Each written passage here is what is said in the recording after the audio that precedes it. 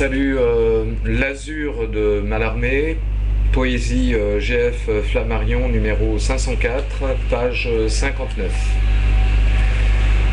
De l'éternel azur, la sereine ironie accable belle indolemment comme les fleurs. Le poète impuissant qui maudit son génie à travers un désert stérile de douleur.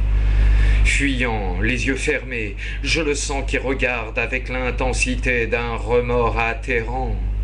Mon âme vide. Mais où fuir? Et quelle nuit hagarde jeter, lambeau jeté sur ce mépris navrant? Brouillard montez, versez vos cendres monotones avec de longs haillons de brume dans les cieux que noiera le marais livide des automnes. Et bâtissez un grand plafond silencieux. Et toi, sors des étangs l'étéens et ramasse en t'en venant la vase et les pâles roseaux, cher ennui, pour boucher d'une main jamais lasse les grands trous bleus que font méchamment les oiseaux. Et encore, que sans répit les tristes cheminées fument, et que de suie une errante prison éteigne dans l'horreur de ces noires traînées le soleil se mourant jaunâtre à l'horizon. Le ciel est mort, vers toi j'accours, donne matière, l'oubli de l'idéal cruel et du péché. À ce martyr qui vient partager la litière où le bétail heureux des hommes est couché, car j'y veux, puisqu'enfin ma cervelle vidée comme le pot de phare gisant au pied d'un mur n'a plus l'art d'attifer la sanglotante idée, lugubrement bâillée vers un trépas obscur.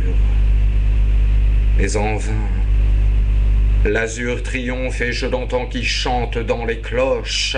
Mon âme, il se fait voix pour plus nous faire peur avec sa victoire méchante et du métal vivant. Sort en bleu Angélus, ah, il roule par la brume ancien et traverse ta native agonie ainsi qu'un glaive sûr. Mais où fuir dans la révolte inutile et perverse? Je suis hanté. L'azur, c'est l'azur, l'azur, l'azur. Voilà. Bon, je vais faire Brise marine, page 61. La chair est triste, hélas, et j'ai lu tous les livres. Fuir, là-bas, fuir. Je sens que des oiseaux sont ivres d'être parmi l'écume inconnue et les cieux.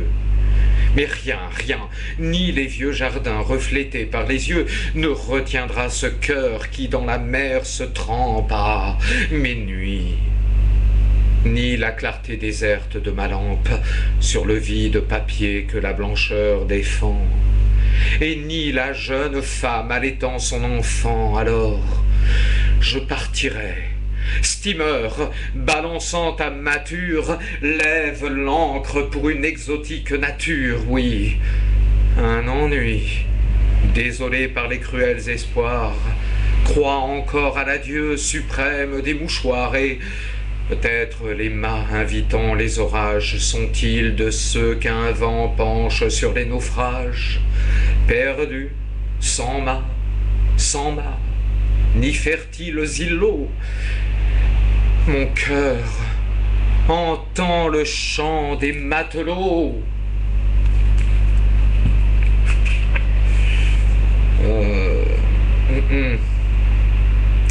Je vais faire apparition, page 48. La lune s'attristait. Des séraphins en pleurs rêvant, l'archer au doigt dans le calme des fleurs vaporeuses, tiraient de mourantes violes de blancs sanglots glissant sur l'azur des corolles. Ah oui, c'était le jour béni de ton premier baiser. Ma songerie aimant à me martyriser s'enivrait savamment du parfum de tristesse que, même sans regret et sans déboire, laisse la cueilliaison d'un rêve au cœur qui l'a accueilli. J'errais donc, l'œil rivé sur le pavé vieilli, quand, avec du soleil aux cheveux, dans la rue et dans le soir, tu m'es en riant apparu et j'ai cru voir la fée au chapeau de clarté qui, jadis, sous mes beaux sommeils d'enfant gâté, passait, laissant toujours de ses mains mal fermées, neiger de blancs bouquets d'étoiles parfumées.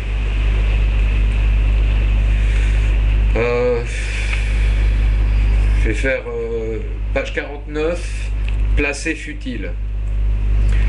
Bon, je vais essayer un peu autrement. Princesse a jalousé le destin du nébé, qui pointe sur cette tasse au baiser de nos lèvres. J'use mes feux, mais n'errant discret que d'abbé, et ne figurerait même nu sur le Sèvre. Comme je ne suis pas ton bichon embarbé, ni la pastille, ni du rouge, ni je mièvre, et que sur moi je sais ton regard clos tomber, blonde, dont les coiffeurs divins sont des orfèvres. Nommez-nous, toi qui de tant de riz framboisés se joignent en troupeaux d'agneaux apprivoisés, chez tous, broutant les vœux et bêlant au délire, mais nommez-nous, pour qu'amour ailé d'un éventail, mi-peigne flûte au doigt, endormant ce bercail. Princesse, nommez-nous, berger de vos sourires. Voilà, voilà. Je peux peut-être faire les fenêtres, page 51. Enfin, 51. L'as du triste hôpital et de l'encens fétide qui monte en la blancheur banale des rideaux vers le grand crucifix ennuyé du mur vide. Le moribond sournois y redresse un vieux dos.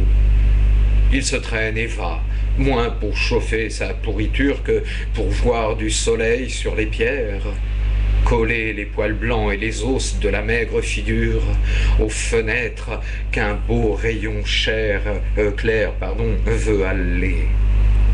Et la bouche, fiévreuse et d'azur bleu vorace, telle jeune, elle alla respirer son trésor, une peau virginale et de jadis, encrase d'un long baiser amer les tièdes carreaux d'or. Ivre, il vit, oubliant l'horreur des saintes huiles, les tisanes, l'horloge et le lit infligé, la toux. Et quand le soir saigne parmi les tuiles son œil à l'horizon de lumière gorgée, voit des galères d'or, belles comme des cygnes, sur un fleuve de pourpre et de parfum, dormir en berçant l'éclair fauve et riche de leurs lignes, dans un grand nonchaloir chargé de souvenirs. Ainsi, pris du dégoût de l'homme à l'âme dure, vautré dans le bonheur, où ses seuls appétits mangent, et qui s'entête à chercher cette ordure pour l'offrir à la femme allaitant ses petits. Je fuis, et je m'accroche à toutes les croisées, d'où l'on tourne l'épaule à la vie, et, bénis dans leurs vers, lavés d'éternelle rosée, que dort le matin chaste de l'infini. Je me mire et me vois ange, et je meurs et j'aime que la vitre soit l'art, soit la mysticité. À renaître, portant mon rêve en diadème, au ciel antérieur où fleurit la beauté, mais hélas, hélas, hélas, ici-bas est maître.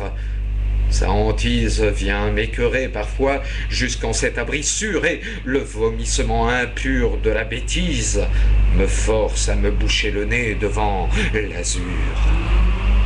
Est-il moyen, moi qui connais l'amertume, d'enfoncer le cristal par le monstre insulté et de m'enfuir avec mes deux ailes sans plumes, au risque de tomber pendant l'éternité? Voilà. Bon, salut.